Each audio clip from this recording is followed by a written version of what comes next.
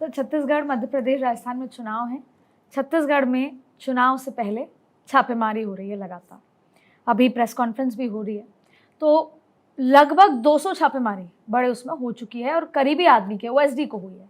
तो आपको लगता है कि इसको आप कैसे देखते हैं? दूसरा, ऐसी ही चीज़ आपको राजस्थान में भी देखने को मिल सकती है? देखिए, दो बातें हैं। इसकी टाइमिंग को लेके आप सवाल उठा सकते हैं। एक तरह से वो चाहे 200 हो, चाहे 150 हो, चाहे 100 हो, एक बात मान के चलिए कि ईडी काम पक्का करती है, अपने इनकम टैक्स और जो है ना काम पक्का करते हैं। इनकी फाइलें इतनी मजबूत बनती हैं कि कोर्ट से जमानत होना मुश्किल होता है।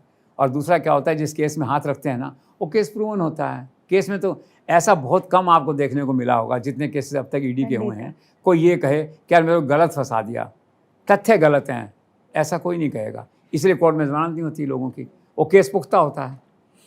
और एक्चुअल में क्या है ना, इंडिया में आप देखिए तो करप्शन का तो लेवल सबको पता ही है। आप जहाँ हाथ रखिए उसकी जो ट्रेल है वो पकड़ लेते हैं 24 घंटे के अंदर।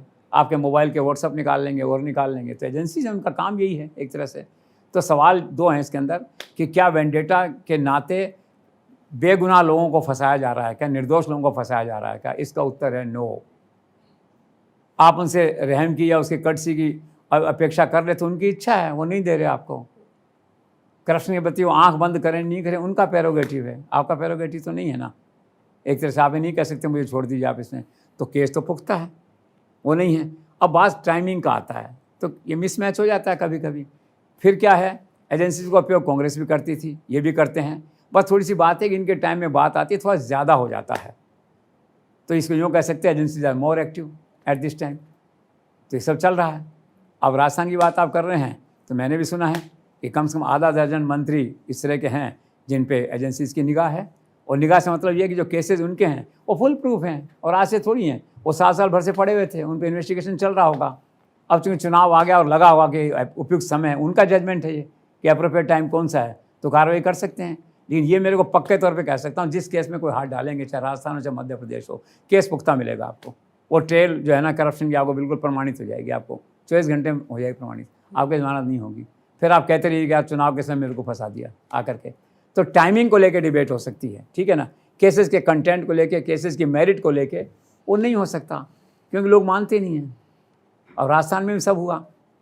गहलोत पायलट फैक्टर के चक्कर में क्या हर विधायक जो है रीजनल चीफ मिनिस्टर बन गया, तो शिकायतें आती हैं फिर। और इतनी शिकायतें हैं कि ईडी का एक सेपरेट डिपार्टमेंट भी खुल जाएगा तो 5 साल उसी में लगा रहेगा, 200 विधायकों की शिकायतों में। अभी तो होता नहीं ना प्रैक्टिकली। आपका लिमिटेड सवाल था कि राजस्थान में क्या ऐसा हो सकता है, तो निश्चित तौर पर हो सकता है, संभावना है। बाकी मैंने ये भी सुना है कि काम इतना ज़्यादा है एजेंसीज़ के पास में ऑलरेडी, झारखंड में, छत्तीसगढ़ में और दूसरे राज्यों में जो है, कि शायद हो सकता है गो स्लो हो जाए। अभी इतना समय नहीं है, पॉलिटिकल नहीं लगता मुझे, बस वर्कलोड के कारण से हो सकता है कि गो स्लो हो जाए। That's all.